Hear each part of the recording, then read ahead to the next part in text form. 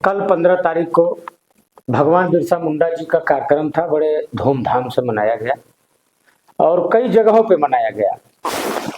और जो है ओबरा में एक बिल्ली मारकुंडी पहाड़ी है। माननीय मुख्यमंत्री जी आए थे, सोनभद्र के लोगों ने बड़े उत्साह के साथ उनका स्वागत किया। स्वागत होना भी चाहिए, मगर उनके जाने के बाद एक बहुत दुखद घटना हुई जो पहाड़ी गिर गई। जबकि मुझे पता था कि उस दिन गाड़ियां भी कम चली, एकदम नहीं चली शायद, और खदानों में काम बंद था।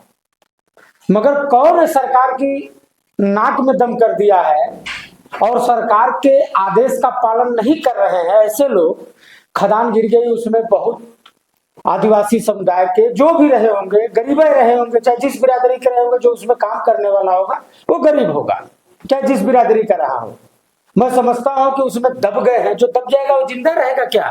पत्रकार महोदय, मुझे लगता है वो तो माई साहब देख सकते हैं किस कदर गिरी हुई है। देखिए, इतना लंबा चौड़ा पहाड़ है और अभी कुछ घायल होंगे, कुछ मर भी गए होंगे, लेकिन सरकार उसमें प्रशासन काम कर रही है, खोज रहे हैं। लेकिन एक मैं वीडियो देखा पत्रकार महोदय कि सरकार पता नहीं क्यों डर जाती है कि जैसे किसी के घर कोई विपत्ति आ गई, कोई ऐसा ना हो किसी के घर।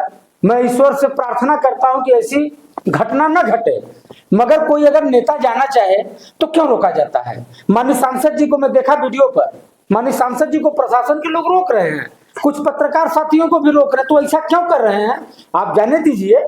और मैं मांग करता हूं, मैं कांग्रेस पार्टी की तरफ से, पूरे जिला सोनभद्र की तरफ से पीड़ित परिवार को, जो घायल होंगे उनको ईमानदारी से दवाई कराया जाए और उनके परिवार का पालन पोषण किया जाए, उनको सही मुआवजा मिले।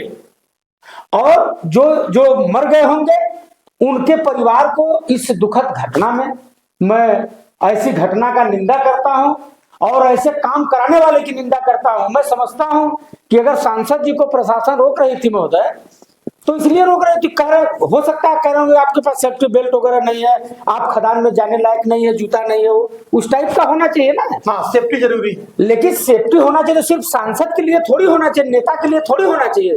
अगर लेबरों को, अगर ठेकेदार ध्यान दिया होता, और मैं डंके के चोट पे कह रहा हूं, अगर प्रशासन, खनिज अधिकारी जो जिले में बैठे हैं, और मुझे पता है कि खनिज अधिकारी क्या करते हैं यहाँ और किस लिए पद दिया जाता है।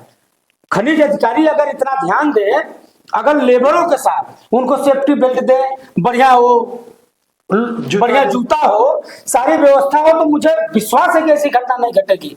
लेकिन खनिज अधिकारी सिर्फ पता नहीं क्या करते हैं, मेरे समझ में नहीं आता है। गाड़ी पकड़ेंगे, ओवरलोड पकड़ेंगे, अंडरलोड पकड़ेंगे, क्या पकड़ेंगे, मगर लेबरों को किसी का फोकस नहीं, चुके वो गरीब मजदूर काम करते हैं।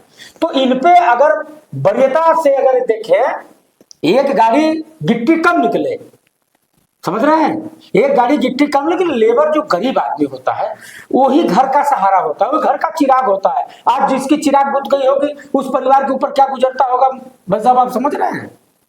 अब तो जिसके पैरे फटे न बेवाई, उका जाने पीर पर आई। तो ऐसे अधिकारी हम करें, सरकार आके एक ही चीज नहीं देखेगी, चाहे जो भी किसी पार्टी की सरकार हो, मगर ये अधिकारी किस लिए होते हैं, कर्मचारी किस लिए होते हैं, यही सब देखना। उनके सर्वेयर हैं, खान अधिकारी मान लीजिए बैठे हैं, लेकिन सर्वेयर हर क्षेत्र के सर्वेयर होते हैं।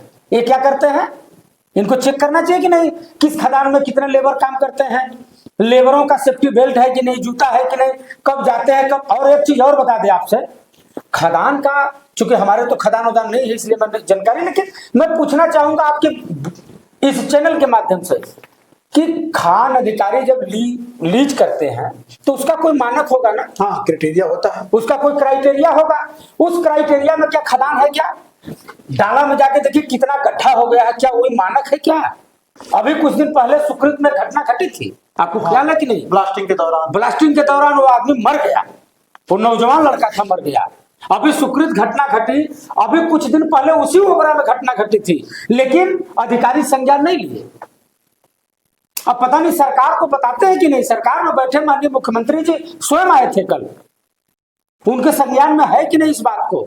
और एक चीज और देखे, जो माननीय मंत्री, राज्य समाज कल्याण मंत्री हैं माननीय संजीव गौड़ जी भी निवेदन कर रहे थे, सरकार से मांग कर रहे थे। तो मैं भी मांग करना चाहूंगा कि सरकार संज्ञान ले, ऐसे भ्रष्ट अधिकारियों के खिलाफ कार्रवाई करे और जो मृतक होंगे उनके परिवार को सही मुआवजा कम से कम 50 लाख रुपए दें और घायलों का सही उपचार हो, उनको भी 25 लाख का मुआवजा दें। और जो ऐसे लापरवाही, चाहे किसी क्षेत्र में हम करें, सुकृत भी ले लीजिए, यहाँ भी लेबर काम करते हैं ना, हर जगह अगर ईमानदारी से देखा जाए तो एक लेबर अंदर जाने लायक नहीं होगा। कभी ठेकेदार को मरते हुए देखे हैं क्या? बिल्कुल नहीं। एक इतने जितना भी खदाने हैं, किसी ठेकेदार को मरते हुए आप देखे हैं? मुझे नहीं लगता। भाई ठेकेदार क्यों जाएगा, वो बड़े आदमी है। लेकिन लेबरों को जो है वास्तव में इनको जानवर समझते हैं लोग ना, किसी तरह ठेल दो, उसकी मजबूरी है। और पैसे से मैं ये कह रहा हूं कि लेबरों के लिए आप थोड़ा 10 रुपया कम कमाइए, लेकिन लेबरों को सुरक्षित रखिए। जो मजदूर होता है पेट के लिए वो क्या नहीं करता है। हम देखते हैं कभी जाते हैं तो बहुत बड़ा पहाड़ है, उसी पर कंप्रेसर चलाते हैं कि अब तो आप चेतिए, इतना बड़ा हादसा हो गया और आपके समझ में नहीं आ रहा है, आगे और हो सकता है। इसलिए मैं खान अधिकारी, चूंकि इसका लीज का सर्वा मालिक खान अधिकारी है, तो खान अधिकारी क्यों नहीं ध्यान, इनका सर्वेयर हर क्षेत्र में देखते हैं। तो सर्वेयर क्या करते हैं, खाली बस नापी जोखी करके लीज कर देना, लेकिन लीज का एक मानक होगा, आप उसको भी चेक करिए। और सबसे बड़ी बात, मजदूर जो होते हैं, मजदूरों का ख्याल करिए। ठेकेदार को आप आदेश करिए कि जिस खदान में लेबर बगैर सेफ्टी का जाएगा, मजदूर बिना सेफ्टी का जाएगा, वो सीज कर देंगे खदान। आप कहिए इस बात को। देखते हैं कौन ठेकेदार, कोई ठेकेदार नहीं चाहता कि ऐसा हो, कोई अधिकारी भी हला नहीं चाहता कि ऐसी घटना घटे, लेकिन थोड़ा थोड़ा सा लापरवाही एक मजदूर का जान चली जाती है।